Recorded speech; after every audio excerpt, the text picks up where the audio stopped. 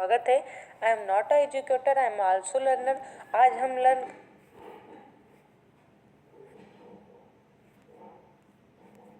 कर रहे हैं सिक्का बदल गया कहानी कृष्णा सोपती की है। देखते हैं हम इस कहानी के पहले हम जितने किस कहानी आपकी कहानी लगी हुई है यूजीसी नेट के सिलेबस में, उस कहानी में कौन सी कहानी का प्रकाशन वर्ष किस पत्रिका में प्रकाशित हुई है, सभी लेखकों का क्रम इसके पहले वीडियो में मैं आपको प्रोवाइड कर चुकी हूँ। तो आज हम देख रहे हैं दृष्टि वाली बुक से मैंने उठाया हुआ है कि कहानी का प्रकाशन वर्ष और किस पत्रिका में हुई है, और इसी के इम्पोर्टेंट फैक्ट जो दृष्टि वाली बुक में दिए हुए हैं। इसके बाद हम लर्न करेंगे पूरी लाइन बाय लाइन कहानी। देखते हैं हम। यह कहानी सर्वप्रथम 1948 में माह की प्रतीक पत्रिका में प्रकाशित हुई। सिक्का बदल गया कहानी प्रतीक पत्रिका में प्रकाशित हुई है। बादलों के घेरे कहानी संग्रह में। बहुत ही महत्वपूर्ण है कि इस बादलों के घेरे जो कहानी संग्रह है 24 कहानी उसमें संकलित है। उस 24 कहानी आपको माइंड में रखना है, क्योंकि कभी कभी पूछ लेता है कि जिस कहानी में सिक्का बदल गया कहानी किस कहानी में संग्रह में संकलित है। बादलों के घेरे में, बादलों के घेरे में कितनी कहानी लगी हुई है, कौन कौन सी कभी पूछ लेता है। तो हम देखते हैं सबसे पहली कहानी बादलों के घेरे जो लगी हुई है। बादलों के घेरे के में दादी अम्मा, भोले बादशाह, बहनें, बदली बरस गई, गुलाब जल गड़ेरिया, कुछ नहीं कोई नहीं, टीलो ही टीलो, अभी उसी दिन ही तो, दोहरी सांझ, डरो मत मैं तुम्हारी रक्षा करूँगा, जिगरा की बात, खम्मा घड़ी अन्नदाता, सिक्का बदल गया, आज़ादी सम्मो जान की,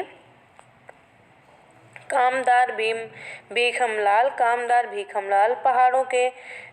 पहाड़ों के साए तले, न गुल था न चमन था, एक दिन कलगी नफीसा, मेरी माँ कहाँ, लामा, दो राहें दो बाहें। ये क्या है? बादलों के घेरे में लगी हुई सभी कहानियाँ जो संकलित हैं 24 उनको हमने देखा है। अब हम देखते हैं जो विषय है। यह एक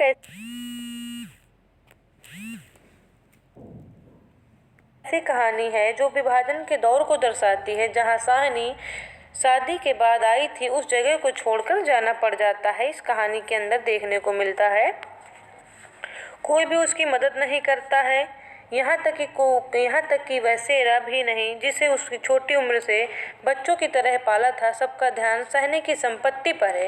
यानी जो सहनी है उस जो घर छोड़ के अपना जा रही है, जिस बच्चे को उसने अपने बेटे के तरीके पाला था, वो बच्चा जिसका नाम था सेरा, वो भी आज सहनी की ओर ध्यान नहीं दे रहा। सबकी संपत्ति सिर्फ सहनी की सबकी निगाहें गड़ी हुई थी सिर्फ सहनी की संपत्ति पर।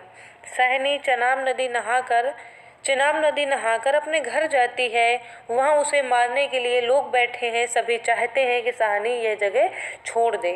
ये क्या है? विषय है कहानी का। अब हम देखते हैं कहानी के पात्र। जो शाहनी है जमींदार शाहजी की पत्नी है। शाहनी क्या है? जमींदार शाहजी की पत्नी है। विभाजन के कारण इन्हें विस्थापित होना पड़ा। सारे धन दौलत छोड़कर वहीं कैंप लौटी। सेरा कौन है? जिन्हें शाहनी हसैना का पति और शाहनी का कामगार। हसैना का पति है सेरा, जिसको पाला है शाहनी ने। अपनी माँ के मरने के बाद शाहनी के यहाँ पला है। सांप्रदायिक भावना से भरकर शाहनी को मारने को सोचता है। जिसने पाला है, सांप्रदायिकता इतनी उसके मन में भावना उसके आ गई कि जिसने उसको पाला है माँ के तरीके, उसी को मारने के लिए तत्पर था, लेकिन वो मार नहीं पाता है। देखते हैं गौड़ पात्र कौन कौन से हैं।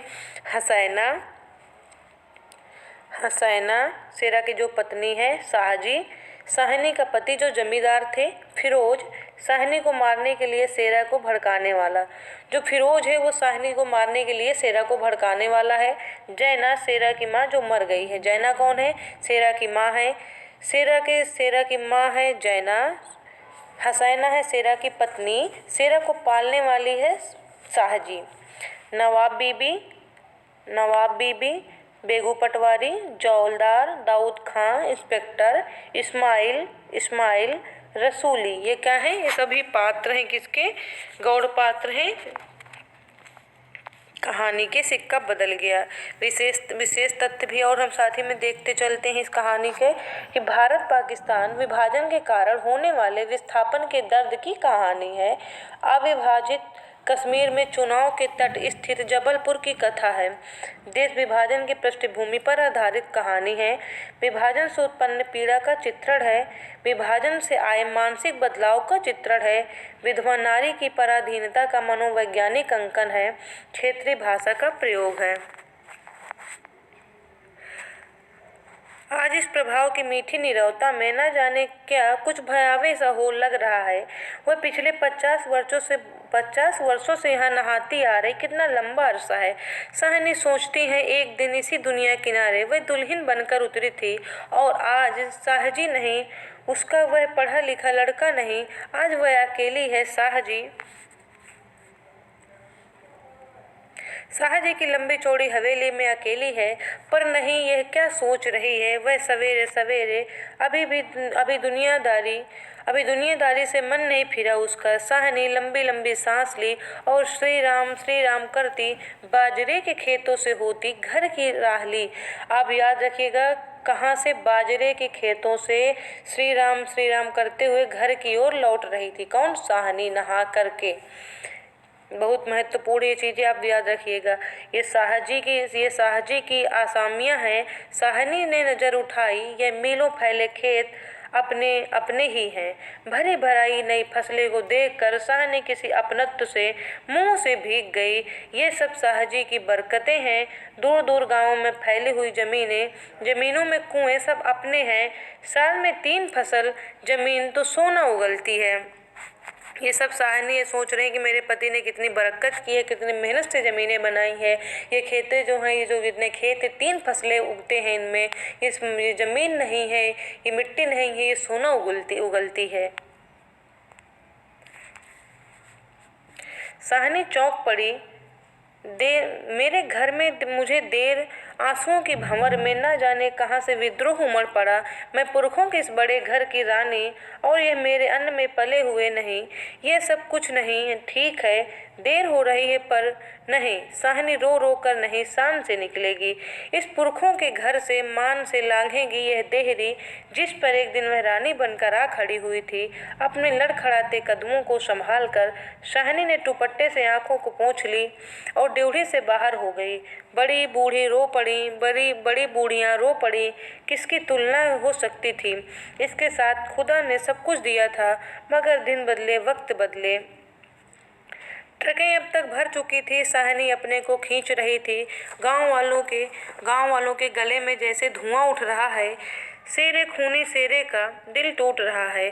दाऊद खान ने आगे बढ़कर ट्रक का दरवाजा खोला। साहनी बड़ी इस्माइल ने आगे बढ़कर भारी आवाज से कहा, साहनी कुछ कह जाओ।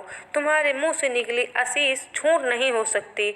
और अपने साफे से आंखों का पानी पोंछ लिया। साहनी ने उठती हुई हिचकी को रोककर रूंधे गले से कहा, रब तुहान सलामत रखे बच्चा, खुशियां बख्शे। ये पंजाबी भाषा है, यहाँ प्रयोग की गई है कि रब्बू तुहानो सलामत रखे बच्चा, खुशियाँ बख्शे। वह छोटा सा जनसमूह रो दिया। जरा भी दिल में मैल नहीं साहनी के, और हम साहनी को नहीं रख सके। रात को साहनी जब कैंप में पहुंचकर जमीन पर पड़ी तो लेटे लेटे अहमद मन से सोचा, राज पलट गया, सिक्का बदलेगा, वह तो मैं नहीं छोड़ आई। ये कहानी का इम्पोर्टेंट तथ्य थे जो हमने दृष्टि वाली बुक से पूरा कवर कर लिया है। अब हम पढ़ेंगे पूरी लाइन बाई लाइन, कहानी का वाचन करेंगे।